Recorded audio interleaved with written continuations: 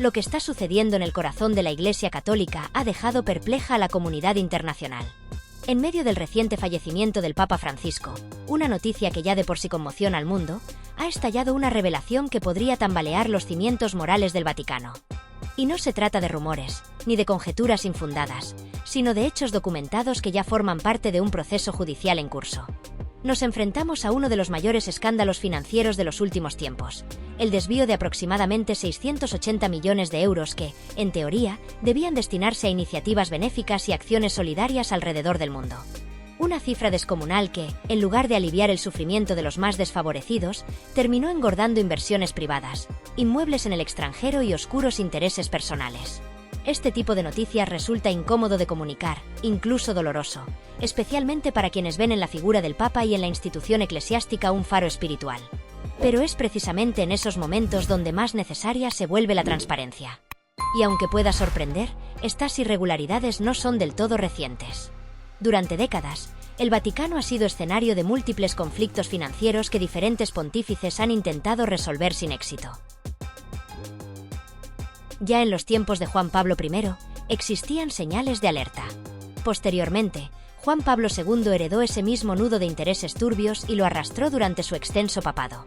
Incluso Benedicto XVI, en su breve pero intenso mandato, se topó de frente con estas resistencias, hasta el punto de que su histórica renuncia fue interpretada por muchos como una capitulación ante el poder de las estructuras internas que le impedían avanzar en su misión de limpieza.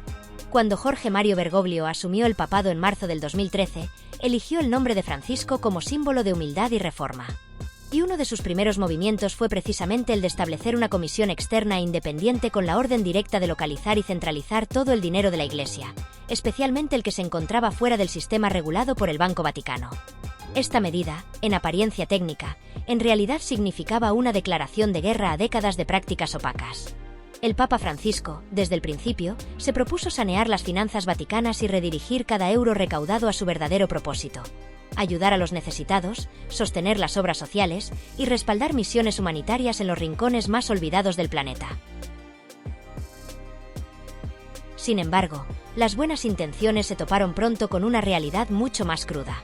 Uno de los personajes clave de este entramado es el cardenal Angelo Becciu, quien ha sido formalmente condenado por haber desviado los mencionados 680 millones del llamado Óbolo de San Pedro, una colecta que cada año realizan millones de católicos con la esperanza de colaborar con la obra del Santo Padre.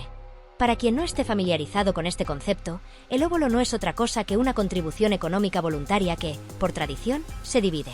Una parte queda en la parroquia local y otra parte se entrega directamente al Vaticano. La finalidad de estos fondos está clara: apoyar obras de caridad. Pero Becciu utilizó ese dinero con otros fines muy distintos, reinvirtiéndolo en operaciones inmobiliarias, como la compra de lujosos edificios en Londres. Y lo verdaderamente alarmante es que, a pesar de haber sido encontrado culpable, no existe actualmente ninguna norma canónica que le impida participar en el cónclave que elegirá al próximo Papa.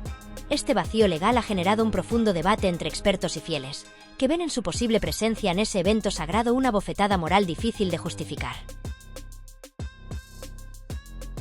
¿Cómo puede alguien sentarse en una sala a elegir al líder espiritual de más de 1.000 millones de personas cuando arrastra una sentencia por estafa de caridad?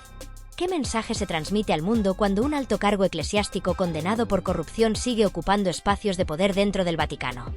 El propio Juan Antonio Guerrero, quien fue prefecto de la Secretaría de Economía del Vaticano hasta el año 2022, expresó en una entrevista una frase tan sencilla como reveladora: «Lo único que echo de menos del Vaticano es al Papa». Esta afirmación, lejos de ser anecdótica, deja entrever la tensión existente entre quienes realmente quieren transformar la institución y aquellos que llevan años beneficiándose de la oscuridad del sistema.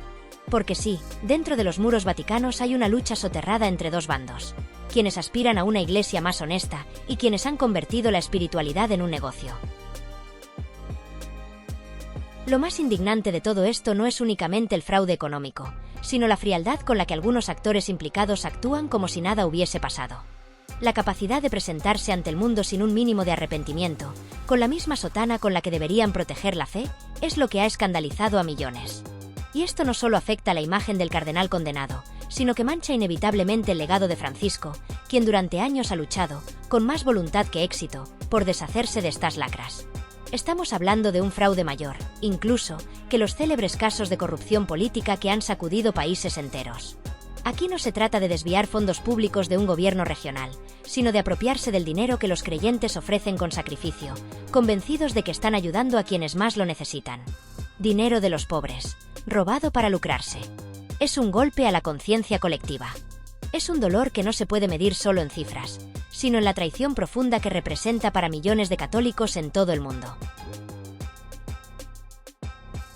En resumen, la situación no puede tomarse a la ligera. No es un episodio aislado ni un error administrativo. Es una herida abierta en la credibilidad de una de las instituciones más influyentes del planeta. Y aunque Francisco ha intentado sanarla con decisión, no ha conseguido erradicar del todo los focos de podredumbre interna. Que este episodio sirva al menos para despertar conciencias, exigir responsabilidades y que nunca más se permita que alguien utilice el nombre de la fe para enriquecerse a costa de los demás. Si valoras que este tipo de verdades salgan a la luz y no queden enterradas por la burocracia o los pactos de silencio, considera compartir esta información. La transparencia comienza por atreverse a hablar, incluso cuando el tema duele. Y como siempre, gracias por formar parte de esta comunidad que busca la verdad, aunque a veces cueste mirarla de frente. Hace unos días escuché una entrevista que, sinceramente, me dejó con una mezcla de rabia, desconcierto y tristeza. No fue una declaración cualquiera, ni un testimonio más en medio del ruido mediático. Fue la voz serena pero profundamente reveladora de Juan Antonio Guerrero, exprefecto de la Secretaría para la Economía del Vaticano, un jesuita español que durante 3 años formó parte del núcleo duro de la Santa Sede y que, con una sinceridad tan poco habitual como necesaria, relató algunas de las sombras más espesas que ha vivido la Iglesia Católica en los últimos años. Y no estamos hablando de teorías, rumores o suposiciones. Estamos hablando de cifras, de decisiones internas, de una cultura anclada en siglos de impunidad, de un sistema que, incluso bajo el pontificado de Francisco, sigue resistiéndose a ser purificado. Lo más impactante no fue el tono, ni siquiera las anécdotas.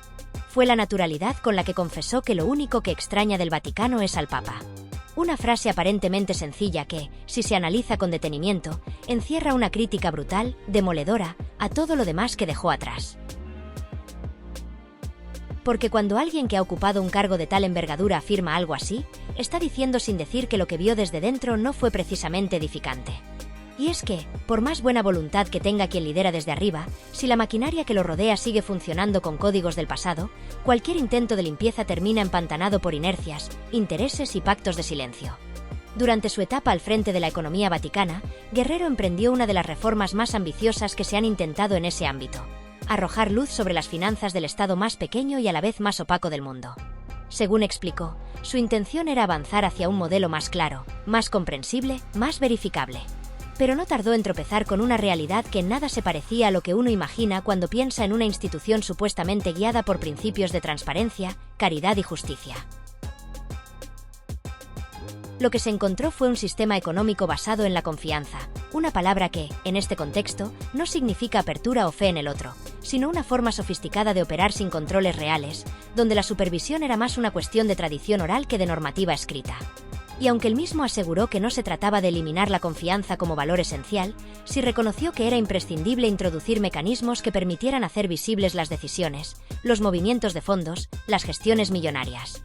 Porque cuando no hay controles, cuando todo se mueve en base a relaciones personales y redes internas, lo que termina ocurriendo es lo que él mismo denunció. Esa confianza a veces no ha funcionado, y en más de una ocasión ha sido traicionada. Lo dijo sin elevar la voz, pero con una claridad que retumba. Y lo más escalofriante es que no hablaba en abstracto. Durante su intervención, se mencionaron cifras que deberían estar en los titulares de todos los periódicos del mundo. 680 millones de euros. Repito, 680 millones de euros. Esa es la cantidad de dinero que desapareció, que fue malversada, que no llegó a su destino legítimo, las obras de caridad. Fondos que, se supone, iban a ayudar a los más desfavorecidos, a sostener iniciativas solidarias, a levantar hospitales, escuelas, comedores, pero que terminaron en manos privadas, en inversiones turbias, en operaciones inmobiliarias que no tenían nada que ver con el bien común. ¿Te haces una idea de lo que se puede hacer con esa cantidad de dinero en un país como España? Y en países donde la pobreza es estructural, donde con apenas unos miles se puede cambiar una vida entera. Es tan ofensivo, tan hiriente, tan indignante, que uno no sabe si enfadarse o simplemente echarse las manos a la cabeza. Lo más decepcionante es que, a pesar de la gravedad de lo narrado, nadie se atrevió a formular la pregunta clave. Nadie mencionó al cardenal que fue condenado por estafa, uno de los principales responsables de ese escándalo financiero, que no solo sigue formando parte del cónclave, sino que, además, conserva su derecho a votar en la elección del próximo papa. Sí, ¿cómo lo lees? Un hombre con antecedentes judiciales por apropiación indebida, condenado por manejar fondos destinados a los más necesitados como si fueran su patrimonio personal, aún puede participar en uno de los procesos más sagrados y decisivos de la Iglesia. ¿Cómo puede ser? ¿Cómo se puede permitir algo así sin que se derrumben todos los cimientos morales de una institución que predica humildad, servicio y entrega? Y lo más triste es que Juan Antonio Guerrero no es un burócrata más. Es un hombre que, antes de ser convocado por el Vaticano, había desempeñado funciones de gran responsabilidad dentro de la Compañía de Jesús. Había coordinado instituciones académicas, centros de investigación, incluso casas romanas vinculadas a la orden. Su perfil no era técnico, ni siquiera financiero en el sentido clásico. Pero tenía algo que, al parecer, era más valioso que un currículum repleto de másteres. Era una persona de confianza. Así se lo dijeron cuando aceptó el cargo. No buscamos a un experto, buscamos a alguien de fiar, alguien que pueda formar su propio equipo. Y esa frase, aunque pueda parecer halagadora, también dice mucho sobre cómo funcionan las cosas ahí dentro. Porque cuando alguien es elegido más por su lealtad que por su preparación, uno empieza a sospechar que lo que se necesita no es un gestor eficaz, sino un testigo que no haga demasiado ruido. Pero en este caso, Guerrero sí habló. Y habló con una honestidad que hoy escasea. Contó cómo muchas veces se sintió pequeño ante una misión gigantesca, cómo intentó rodearse de buenos compañeros, cómo dio algunos pasos valientes para iniciar un cambio que sabía difícil, pero no imposible. Y sobre todo, dejó claro que en ese entorno, cambiar una ley es sencillo comparado con cambiar una cultura. Porque lo que impera en muchas estructuras vaticanas no es tanto la legalidad como la costumbre. Y cuando las costumbres están podridas desde hace décadas, ni el Papa puede hacer milagros. Ahora bien, lo que más me impactó no fue lo que dijo, sino lo que no dijo. Porque entre líneas, uno puede leer el desencanto, la impotencia, la frustración de alguien que intentó hacerlo bien y se dio de bruces con un sistema que no quiere ser reformado. Un sistema que prefiere mantener las formas aunque por dentro esté completamente corroído. Y es en ese silencio donde uno entiende que el problema no es individual, sino estructural.